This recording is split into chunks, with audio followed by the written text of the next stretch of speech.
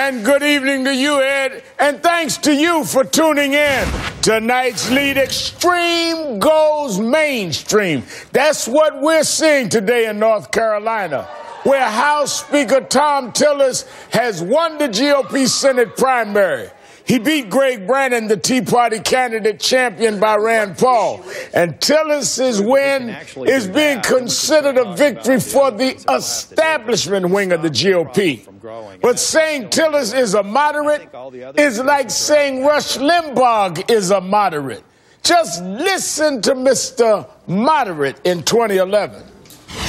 What we have to do is find a way to divide and conquer the people who are on assistance. We have to show respect for that woman who has cerebral palsy and had no choice in her condition, that needs help and that we should help. And we need to get those folks to look down at these people who choose to get into a condition that makes them dependent on the government and say at some point, you're on your own. Right. We may end up taking care of those babies, but we're not going to take care of you. And we've got to start having that serious discussion. Divide and conquer those on public assistance. This is who the establishment backed because others were too extreme. And while he served as the House Speaker, he helped transform North Carolina into one of the most radical legislatures in the nation. Tillis voted for the voter suppression law that many consider the worst in the country. It includes a strict voter ID requirement, cut down early voting days, and ended same-day voter registration. He voted to refuse the Medicaid expansion, denying coverage to more than 300,000 people. He pushed to cut unemployment benefits, denying aid to 170,000 workers. He was key in pushing North Carolina's tax reform plan, which included big tax cuts for the rich, and actually ended up raising taxes on the poor. Yes, this is winning for the so-called establishment. And on social issues, he's backed a number of anti-abortion measures, including a 24-hour waiting period and mandatory ultrasound. And he pushed for a constitutional ban on same-sex marriage. Over the last year, thousands of North Carolinians have taken part in the Tomorrow Monday protest, demonstrating against the laws passed while Thom Tillis served as Speaker of the House. This is how far the Tea Party has dragged the Republican Party. But maybe, just maybe, he woke up this morning ready to change. Maybe. Where are you on the minimum wage? I believe that minimum wage decisions need to be made by the state. Well, do you think it should be raised in North Carolina?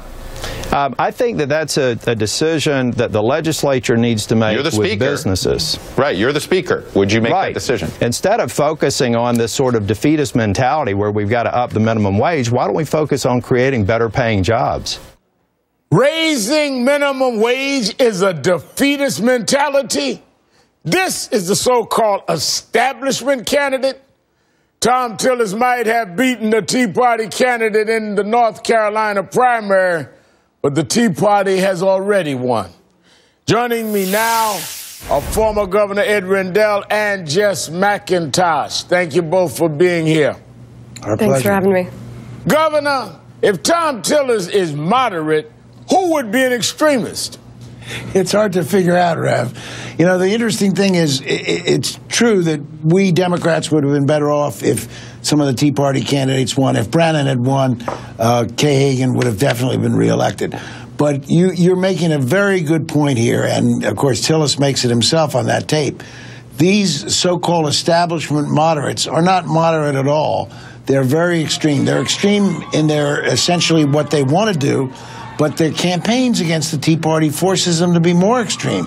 There was a debate with the Tea Party candidate, and Tillis was asked if he believed that there was any factual basis to climate change. And he said no. Yeah. He doesn't believe that there's climate change. He doesn't believe that we're challenged and that we've got to do something about carbon and what's happening to the world. Now, I don't know if he really believes that or if he said it just to protect his right flank.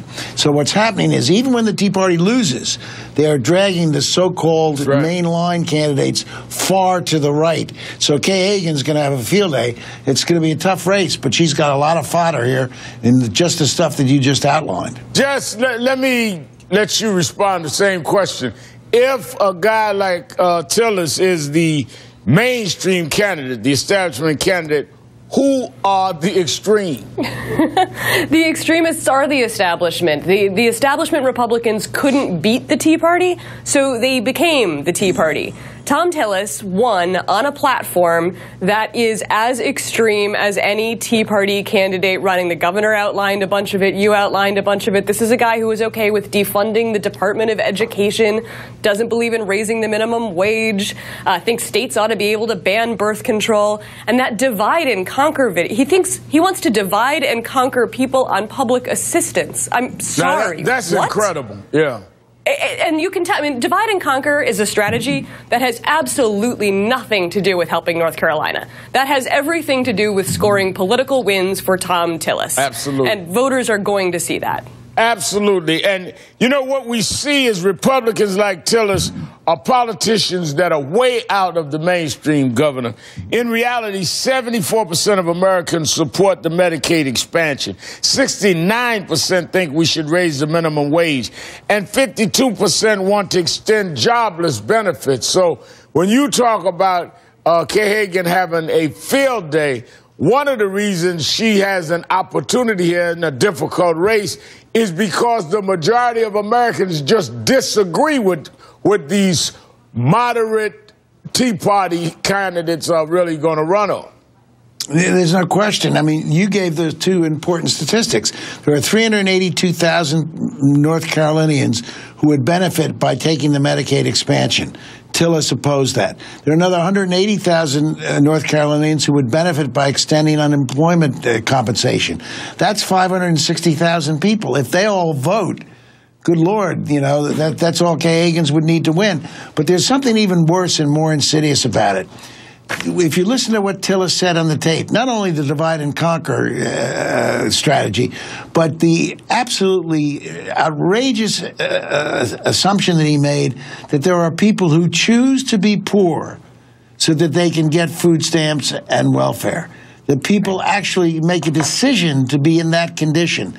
They say to themselves, well, I don't want to get a job that pays good money. I'd rather get a little pittance on welfare and food stamps. That's a ridiculous statement to make about any human beings. People want to work. They want the dignity of work. They want to earn decent money to take care of their family. No one says, aha, I'm going to be poor so I can get food stamps and be on welfare.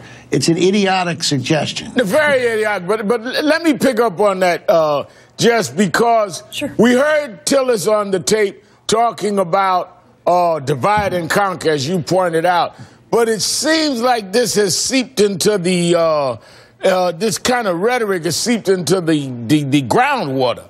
Listen to this. Supplemental nutritional assistance program, the buy beer program with a government credit card. Studies show that people that are on welfare are higher users of drugs than people not on welfare. Lottery winners, multi-million-dollar lottery winners are getting food stamps. A lot of people are lazy, and a lot of people are becoming lazier. I mean, why has attacking people that need help become so popular with the far right and acceptable to them? Because it worked so well for President Mitt Romney and the 47%. I mean, I don't actually know. America doesn't respond to this argument because they know that it's not just offensive, it's entirely untrue. But I think that it exposes the kind of person that Thom Tillis is. He did the same thing with minimum wage. It's not defeatist to raise the minimum wage.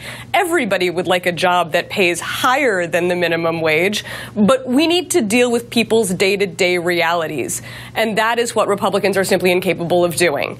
But that is what voters want. Voters want to vote for somebody who understands what they go through and are legislating based on their reality, and that is going to be the contrast. We see North Carolinians turn out every Monday of Thom Tillis Tillis's really unpopular state legislature to reject this divisive, offensive agenda. And I think, even though it's a midterm, we're going to see those voters turn out in November, too. Kay Hagan has a fantastic record of fighting for women and families.